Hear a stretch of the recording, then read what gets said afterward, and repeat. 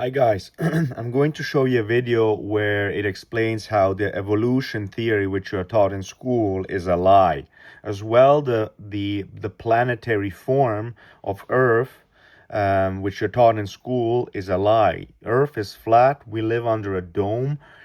God administrates basically everything, and that's what they want to hide with the round Earth world theory.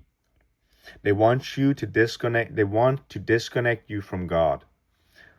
So the evolution theory that you come from monkeys is wrong. Why would there still be monkeys? The earth is round is also wrong. The earth is flat. We come from divine, basically, heritage. So here's this video which explains you about the human evolution being wrong. It can do much better than I can do, so I'm just going to show you this video. It's from the YouTube channel Odd TV. It's an amazing channel. ODD TV.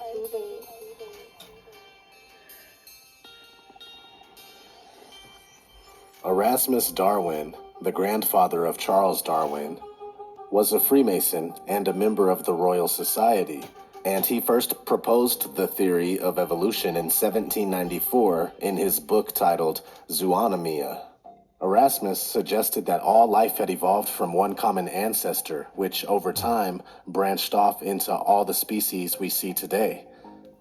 Charles Darwin, also a member of the Royal Society, picked up where his grandfather had left off and continued to mold the theory of evolution. But let's back up a little bit. What is the Royal Society? The Royal Society is a pseudoscientific institution that was founded in 1660 by Freemasons in order to disseminate propaganda that would further benefit the ruling class, and the ruling class wanted God out of the picture. Before the advent of the British Royal Society, science, the study of natural phenomena, and theology, the study of God, were inseparable.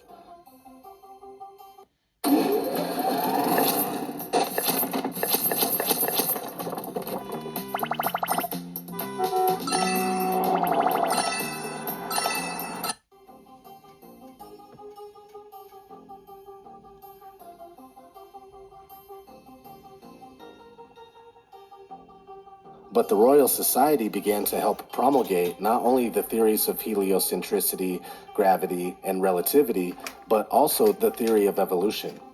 All theories which attempt to push God out of the minds of men, women, and children everywhere. If the theories of heliocentricity and evolution were true, that means the Bible would lose credibility in many areas.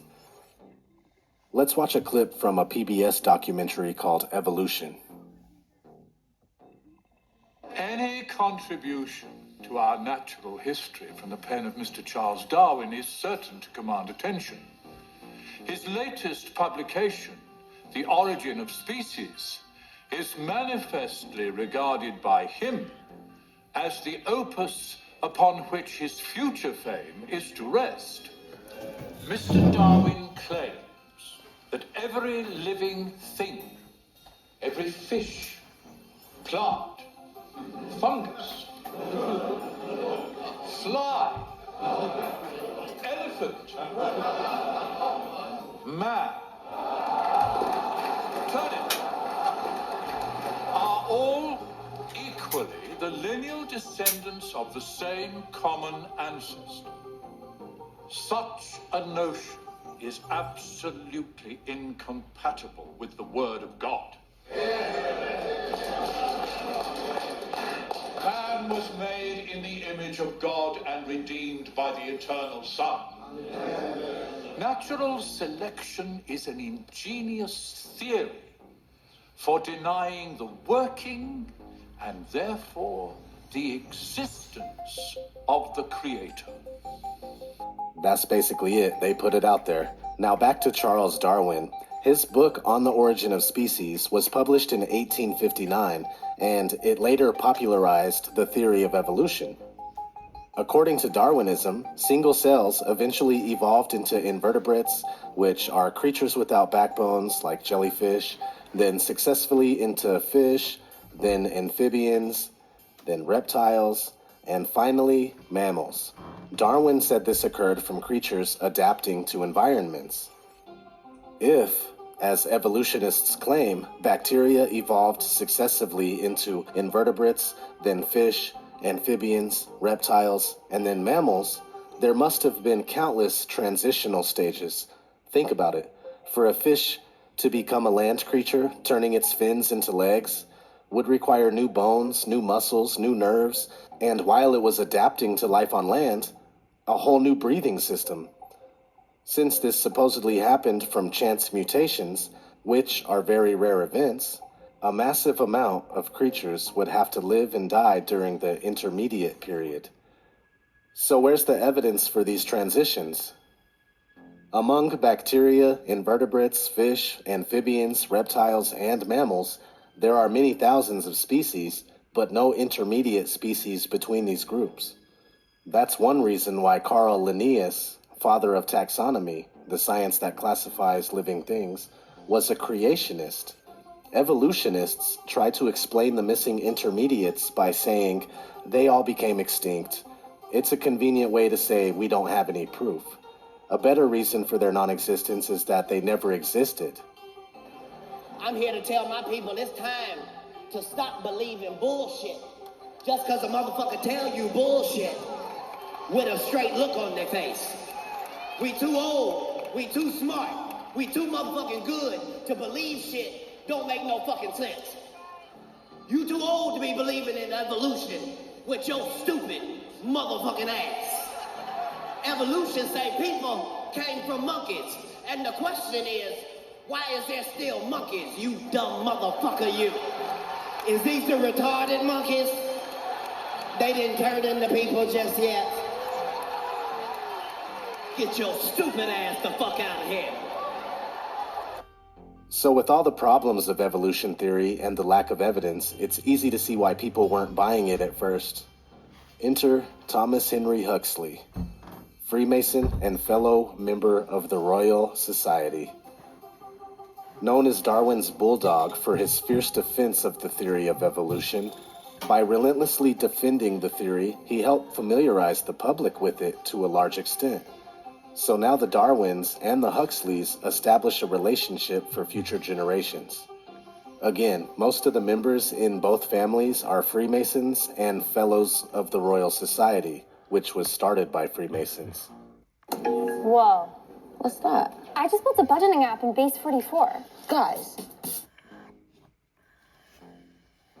Just in case you happen to be unaware of who the Huxleys are, let's look at the family real quick in Wikipedia. The Huxley family is a British family of which several members have excelled in science, medicine, arts, and literature. The family also includes members who occupied senior positions in the public service of the United Kingdom. The patriarch of the family was the zoologist and comparative anatomist Thomas Henry Huxley. Thomas Henry Huxley's grandsons include Aldous Huxley, author of Brave New World and Doors of Perception, his brother Julian Huxley, evolutionist and first director of UNESCO, and Nobel laureate physiologist Andrew Huxley. So you see, just Yeah, all these of two these wealthy things, they're not families alone, coincidences. the Darwins and the Huxleys, have had an immense influence on our society. Let's look at some of the work of Aldous Huxley, specifically his book Brave New World, published in 1932, which presents a future where humans are no longer born, but cloned, hatched in incubators to perform predetermined roles in a worldwide corporate slave state. It's quickly becoming a reality, but there is a passage in the book that I want to spotlight. The older dictators fell because they could never supply their subjects with enough bread, enough circuses, enough miracles, and mysteries. Under a scientific dictatorship, education will really work, with the result that most men and women will grow up to love their servitude and will never dream of revolution. There seems to be no good reason why a thoroughly scientific dictatorship should ever be overthrown. Just that alone gives us insight to how the Huxleys and the Darwins thought. I recommend reading this book. It's not only prophecy, but it's planned prophecy, if that makes sense. It's not authentic, but forced to happen, and average readers will think the book came true on its own. But it was the plan of the ruling class all along. Now let's look at Aldous Huxley's brother, Julian. Julian Huxley was a prominent advocate for eugenics, the science of improving a human population by controlled breeding to increase the occurrence of desirable heritable characteristics. In his 1933 book, The Vital Importance of Eugenics, Julian Huxley argued that the principal goal of eugenics in the short term should be to ensure that mentally defective individuals cease having children. He advocated in particular for prohibition of marriage of the unfit, segregation of institutions containing degenerate individuals, sterilization of the unfit, and that's not really all. I'm just trying to quickly familiarize you with his work. It gets pretty bad. After becoming the first Director General of UNESCO, a United Nations Illuminati think tank, in 1945, Huxley published UNESCO, Its Purpose and Its Philosophy. This manifesto outlined both the broad goals of this newly established organization and Huxley's stance on how UNESCO should attempt to address them. He contended that UNESCO's goals included international peace and security, collaboration among the nations, and human welfare, arguing that these goals could only be accomplished if individuals pursued the most desirable direction in human evolution. Not only that, but Julian Huxley coined the term transhumanism. In a book of essays by Julian called New Bottles for New Wine, he wrote, "I believe in transhumanism. Once there are enough people who can truly say that, the human species will be on the threshold of a new kind of existence, as different from ours as ours is from that of the Peking man. It will at last be consciously fulfilling its real destiny." So there it is. These two ruling class families have been pursuing this agenda for a very long while. And there's multiple people and other families and other secret groups out there. We're only discussing just a couple. I mean, just the agendas out there are rampant and they're being fulfilled all the time. Long before the media was here to program us, there were institutions like the Royal Society to do it instead. But nowadays it's so much easier. We just watch TV. We watch the provided programming, and the lines between fantasy and reality blur like never before. Why haven't any scientists spoken up about the impossibility of evolution? The reason is simple. Those scientists that protest that the facts don't support the theory of evolution are quickly branded creationists, thrown out of scientific circles, and blacklisted so they can't obtain work with any major university or government science project even. And I've heard people say that the reason they don't want to publish papers that disagree is that they built their careers on this. If you were paranoid, you'd say there's a conspiracy. Whatever it is, there is a lot of resistance to getting something published that disagrees. They're scared. You'd lose your job over this stuff. People don't want to come out against anything, against the heliocentric model, against evolution. Scientists, they pretty much have to do the work that is already laid out for them. They have to go with the theories that are already laid out before them.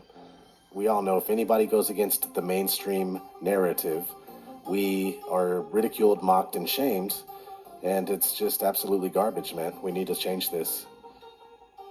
This has been ODD TV. I'm gone.